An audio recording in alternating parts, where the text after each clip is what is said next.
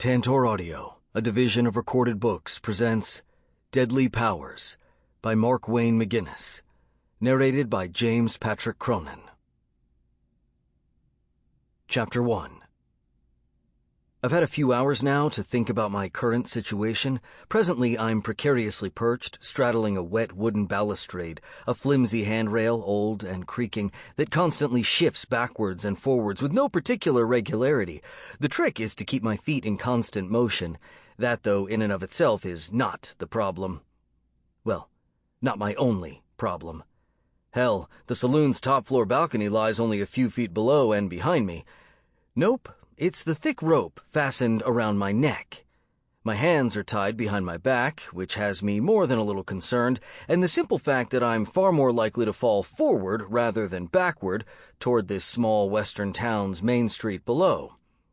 Either way, falling 2 feet backward or pitching forward toward the street 30 feet below will lead to the same inevitable outcome. Dead is dead. The noosed rope around my neck is affixed high above, about 10 or so yards up to a metal bar, like a horizontally extended flagpole, and is canted out several feet in front of me, so I'm awkwardly leaning forward. If my feet slip off this slim railing, I'll fall forward and commence doing the Irish jig until my tongue turns black and I piss myself. How I constantly place myself into such precarious situations has crossed my mind more than a few times over the last hour or so. Did I mention that I'm going through withdrawals? I'm not a drug addict, but the symptoms are just about the same, maybe worse in my case. I too get the sweats, the blinding headaches, and the shakes. Whoa, almost lost it there. My left boot slipped from the railing and I watched several large, splintered-off pieces of railing free fall toward the muddy street below. Oh, I forgot to mention another reoccurring symptom. Nausea. I retched again and felt hot bile at the back of my throat. Just one of 1,000 dry heaves I've experienced over the last 3 or 4 hours while stranded helplessly on my narrow perch. I really need to tap in. To explain what my tapping in process is, you first need to keep an open mind. Seriously, this can be hard to swallow, so put the rational part of your brain on hold for a bit, because what I'm going to tell you is, well, unbelievable. I can read minds. More than that, I can influence others' thoughts.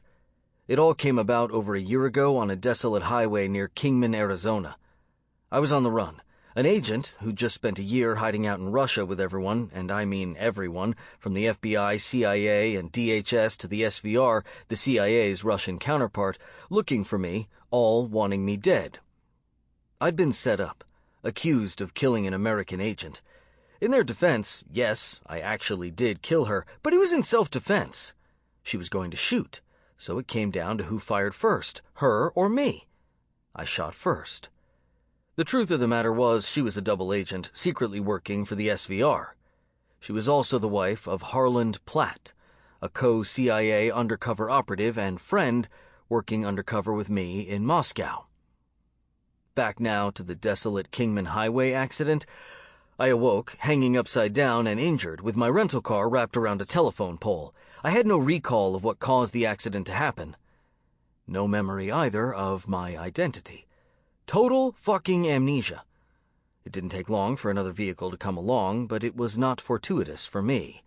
It was an 18-wheeler, and it, too, ended up as a giant heap of scrap metal splayed across the middle of the highway. It had crashed into another vehicle, one left stranded on the roadway. That, in turn, plowed into my already decimated rental car. That crash triggered the high-voltage wire hanging down from the wooden pole above me to plop down beside me into what was left of my car. 30,000 volts of raw electricity radiated mere inches from my forehead for what seemed like hours. It should have killed me. Instead, it changed me, altered my physiology. I soon found that I was peeking into the minds of the EMT workers in the process of extricating me from the car, and I was also able to inject timely suggestions into their minds. There was something else, too. While I was sitting there, strapped upside down in my car seat, with the high-voltage telephone line swinging above my head, someone, or something, was talking to me. Something out there, within the power grid, had found me and wanted my help. Help me, Please help me. I still don't know who or what that voice was.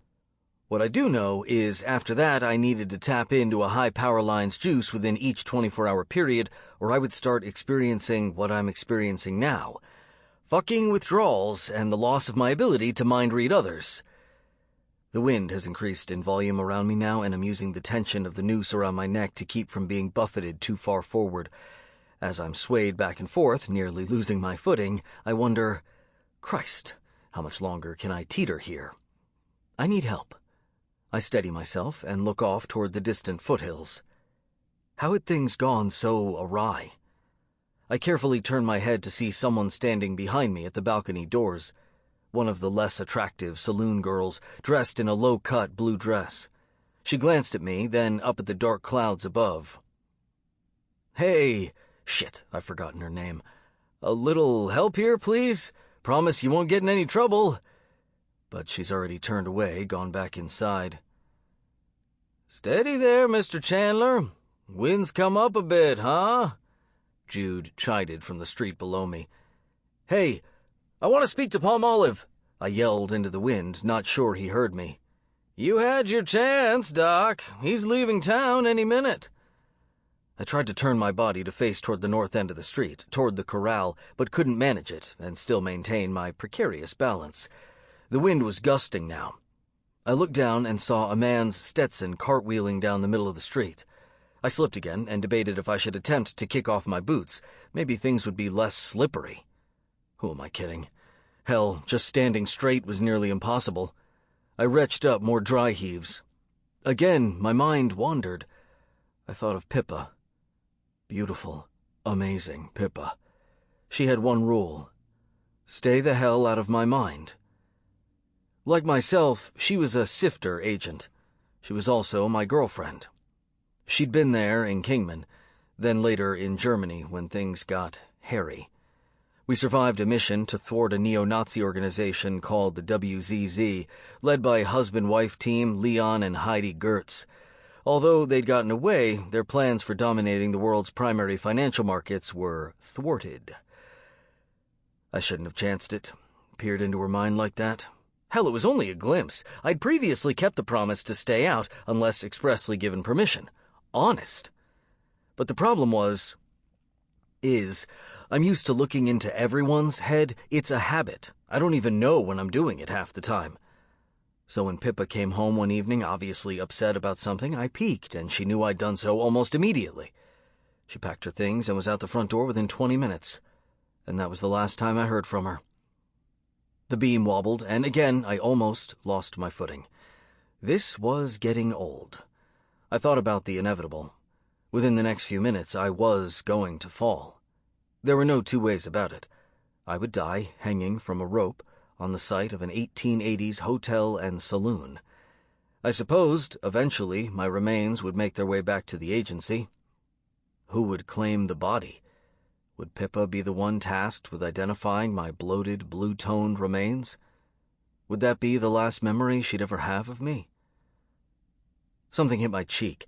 Carefully, I gazed upward. More cumulonimbus clouds converged, dark gray thunderheads. Several more drops splattered onto my face. It's starting to rain. My eyes settled on the railing underneath my feet. How slick will this banister become once it gets wetter? I didn't think things could possibly get any worse for me, but they just had.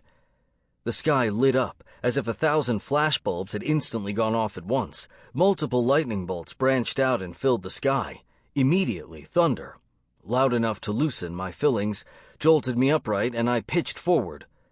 Too far forward. Flailing my arms wildly, I felt both boots slip out from under me. Chapter 2. 9 days prior. The government, specifically the IRS, wants to get their hands on my house. I have an attorney currently making a career out of keeping them at bay.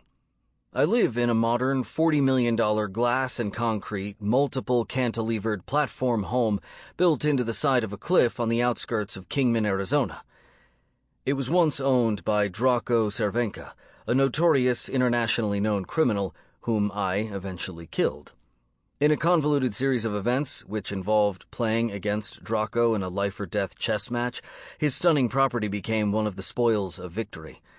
With it came enough money to keep things running smoothly on a day-to-day basis for many years ahead and still pay the large staff a place this size obviously required. One of those people is Cassie. She runs everything here. Not so much like a butler, more like an overseer. She looks to be of a mixed Asian-Caucasian heritage and is meticulous in her appearance and movements. To be honest, I don't know a hell of a lot about her. What I do know is she does not think about her past. She has an amazingly clear mind. I know that she is both organized and practical, and that she, thus far anyway, has been loyal. She is also a trained killer, skilled in both firearm usage and martial arts, abilities that would give most of my fellow SIFTR agents a run for their money. And that's one of the things I like most about her. She is not a SIFTR agent, so there are no mixed loyalties to contend with. "Shall I drive you, Mr. Chandler?" "No, thank you. I'll take the Speedster," I replied, referring to the silver 1957 Porsche 356 parked in the garage. Another one of the spoils of victory. I selected several suits from the master bedroom closet and placed them into a hanging garment bag. Cassie, dressed in a white business suit, stood at the foot of the bed. Behind her, 15 feet high, floor-to-ceiling windows overlooked the early morning desert landscape below. I finished packing, hefted my bags off the bed, and followed Cassie through the bedroom door. "Look, if, Pippa calls or comes back..." She looked back over her shoulder at me, but kept on walking. "I told you I'd rather not get involved in my employer's personal affairs, but fine. I'll let you know, sir." Her face was void of any expression. I watched her hurry down the stairs ahead of me. As there are multiple levels in this sprawling home, there are multiple stairways, and since so much of the house is made of glass and concrete, a recurring theme, the stairs are no exception. The master suite occupies the highest, partially cantilevered platform on the cliff, so getting to and from this section of the house, say to the kitchen or great room on level 1, requires taking 3 different short staircases. I was standing on the second-level landing when I decided to tap in again before leaving. I never know when or where I'll be able to electrically connect when I'm on a mission, so it's better to play it safe now than be sorry later. Soon after I took up residency here, I added what I've come to refer to as the Voltage Vault.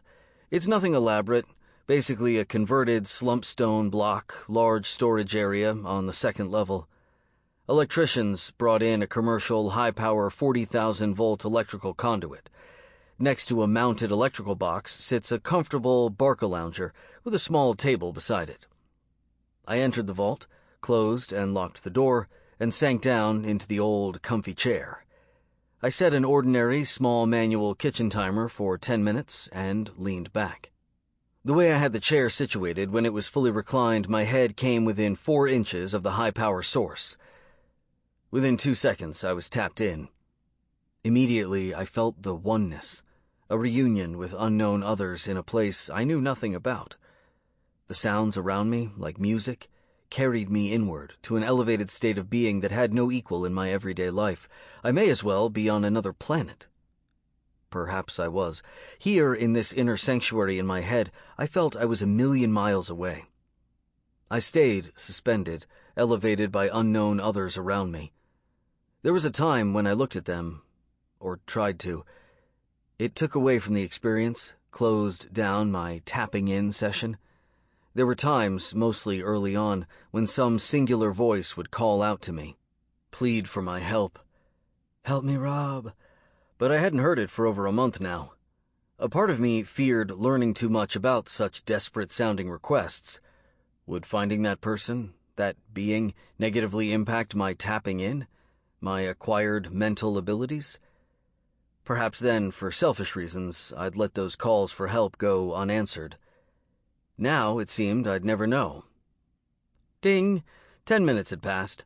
I opened my eyes and inhaled several deep breaths, letting them out slowly. I felt refreshed.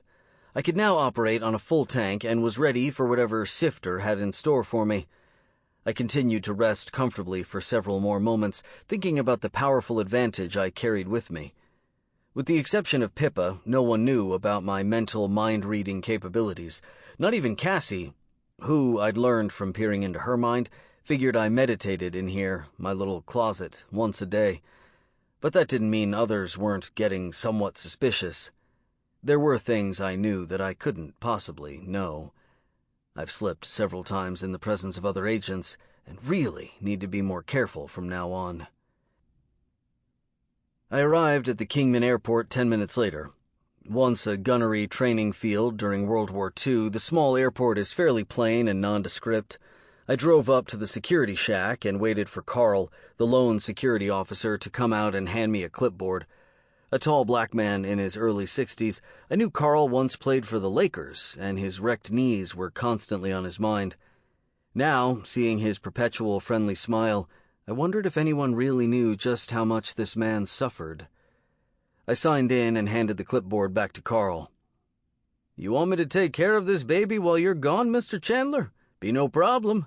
I'll keep her safe for you." "Yeah, I saw that movie too, Carl, and there'll be no Ferris Bueller's Day Off romps around town today, my friend." He gave me a half-hearted smile, shrugged, and waved me through. I drove onto the tarmac and skirted the row of small private planes, mostly Cessnas. I continued forward for close to a minute, veered right, and pulled into a large, open, Quonset hut-style hangar. Parking against the corrugated metal wall, I grabbed my bags and hurried out to the tarmac. Kurt Baltimore was standing by the lowered steps of a Gulfstream G650. Painted gloss black with no discernible markings or logos, the big jet looked strangely ominous compared to the other, smaller, mostly white jets parked nearby. Its two jet engines were already revving up, and Baltimore, arms crossed over his chest, looked impatient to leave.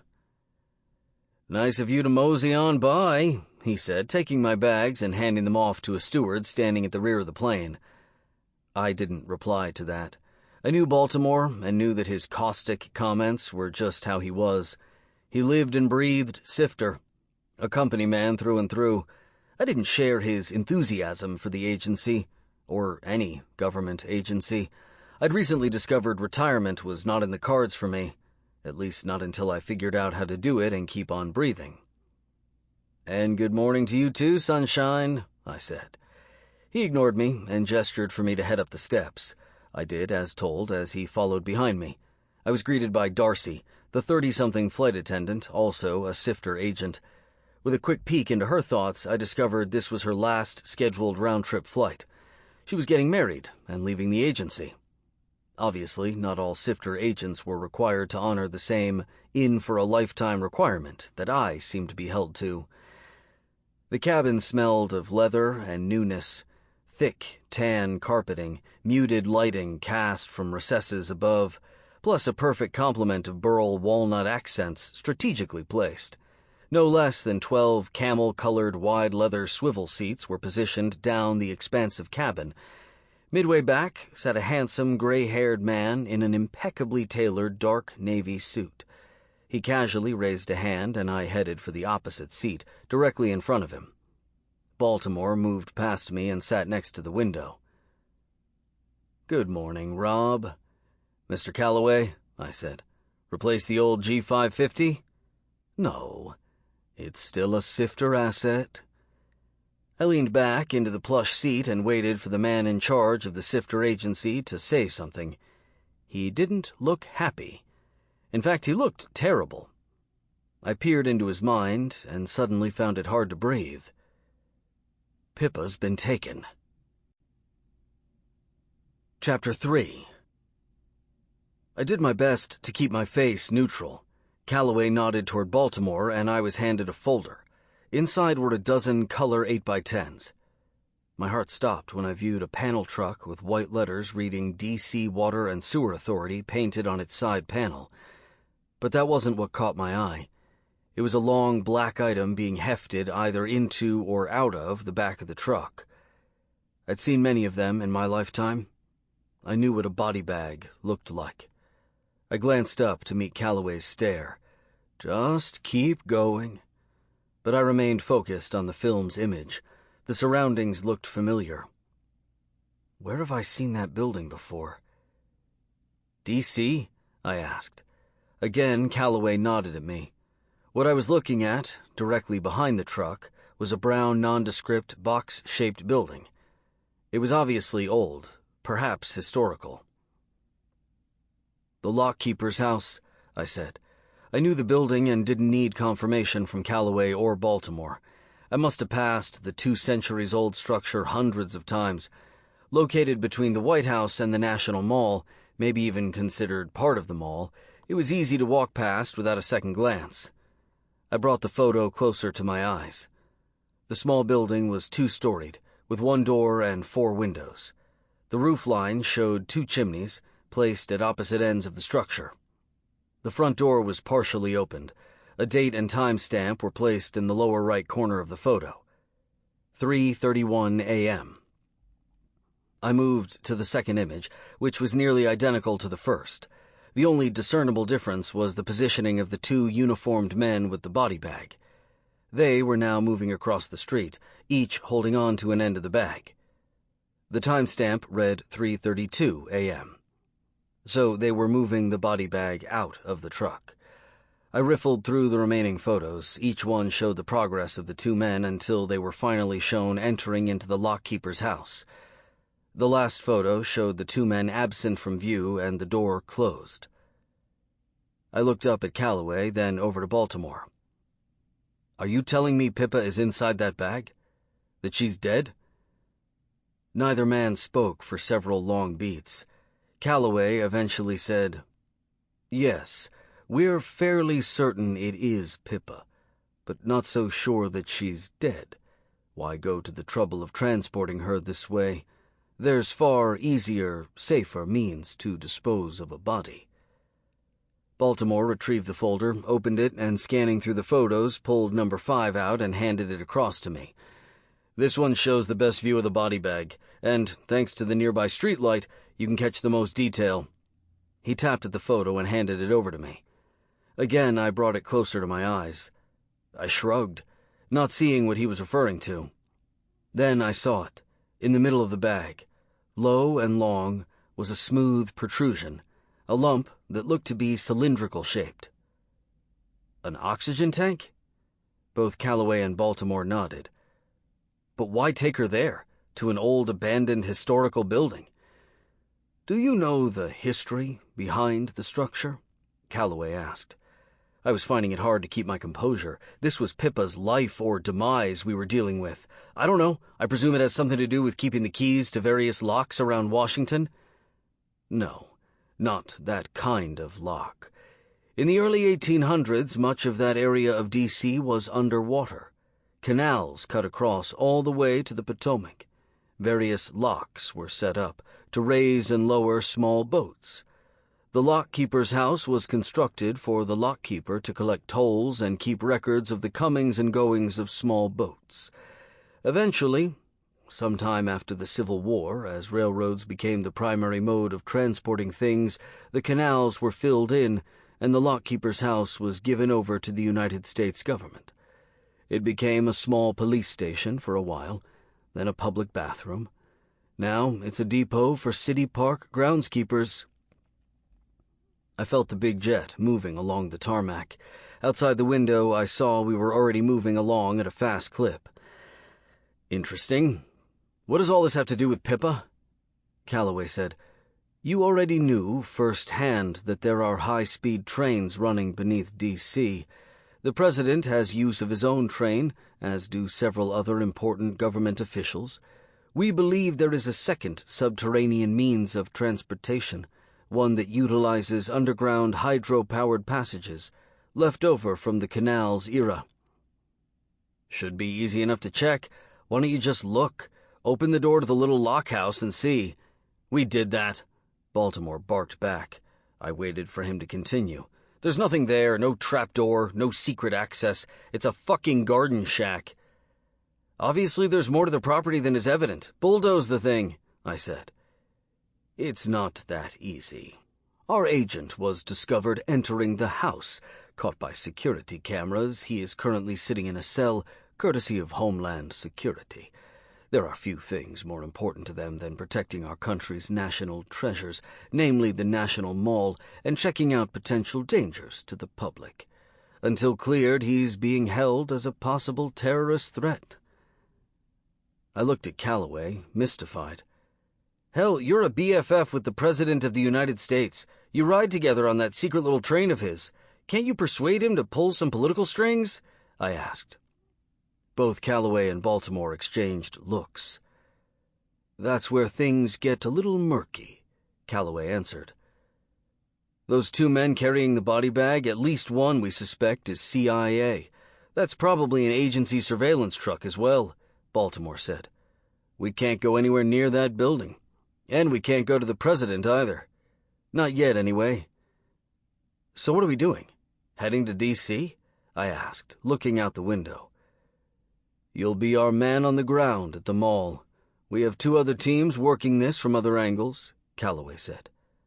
"On the ground? What does that entail?"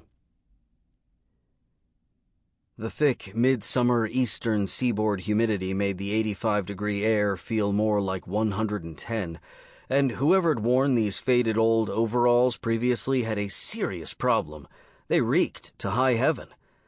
Aside from the hot, sticky air and the continual wafting up of stink every time I moved, the fact I wasn't able to actively look for Pippa caused my foul mood to ratchet up every minute that passed. Gustavo handed me a shovel, then picked up one for himself from the bed of the electric garden cart. Together we hoofed it over a grassy rise to the east side of the Jefferson Memorial. I was about as far away from the lockkeeper's house as humanly possible without leaving the mall.